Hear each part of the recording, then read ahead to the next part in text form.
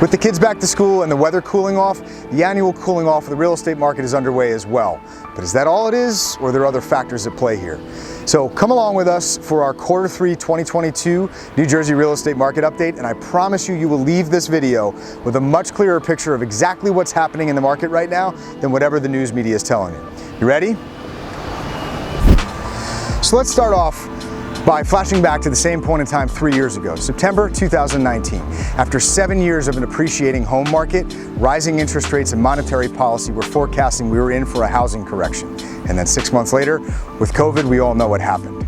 But September 2019, the average New Jersey single-family home residence was valued at $335,000. Now, $510,000. That's a 52% increase in home values in just 3 years. Townhouses and condos are only up 27% over the same period of time, which shows you the desire for single-family homes during COVID. But even still, from September 2021 to today, that's still an 11% increase in property values. 11% year over year. Year over year, all things point to a positive and expanding real estate market.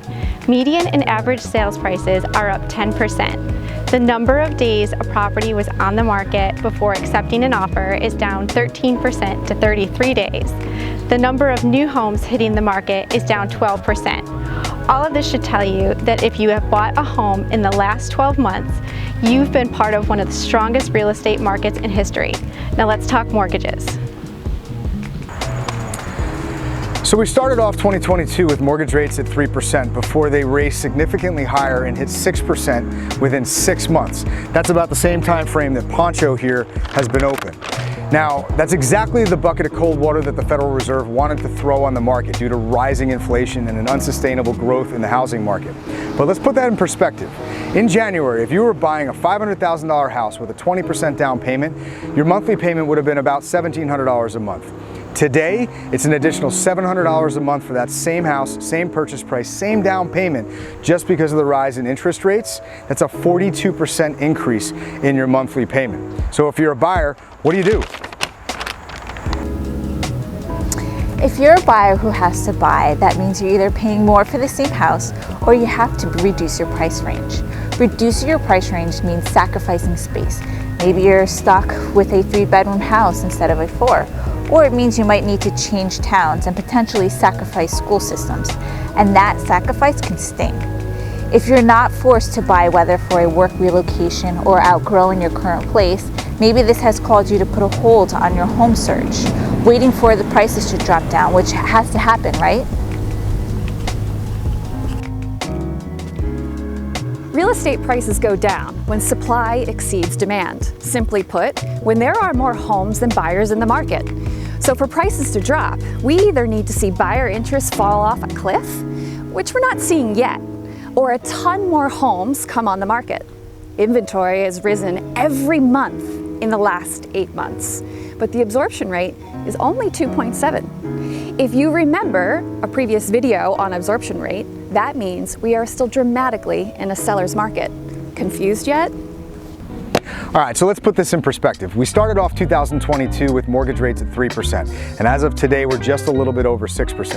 And 6% seems really painful compared to the cheap money from the last decade. But did you know that the average mortgage rate for the last 50 years here in the United States is 5.97%? Pretty much right where we are today. Now, is that 6% money making it harder for sellers to sell houses right now? Well, there's been more price reductions in the last 3 months than I've seen combined for the last 2 years. But it is absolutely not the bottom falling out of the market that the media might lead you to believe. I think the best way to explain this is really an analogy about a casino. Imagine you walk in with $100 and you play blackjack and you end up $500 up. But instead of walking away at that point, you keep playing, and now you're down to $400. Regardless of whether you decide to sell your house or not in this market, you're still up big, just not as big as you were up a couple of months ago. So do you decide to sell or not? Well, the decision to buy or sell depends on your time horizon. We're not in the business of making predictions, but there's a chance values will decline in the next few years. So if you only plan on staying in this new house for 2 to 5 years, maybe buying now isn't the right decision. But if you plan to stay for 5, 10, or even 15 years, then you should be buying right now. You cannot time the peak or trough of any market. But if you look at the long-term value of real estate, it has always increased. So, buy now. Refinance if the rates decrease, and look back in 15 years with the relief and contentedness that you bought when you did. Aside from the money you made from appreciation, think about all of the memories you didn't miss out on. The holiday meals, summer barbecues.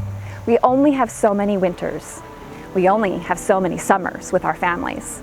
Are you going to let mortgage rates get in the way of that? Still can't decide? Reach out to us. Let us ask you the important questions to help make the right decision come into focus for you, whether that's to move right now or not. As always, I hope you guys found this helpful. Enjoy your fall, and thanks for watching.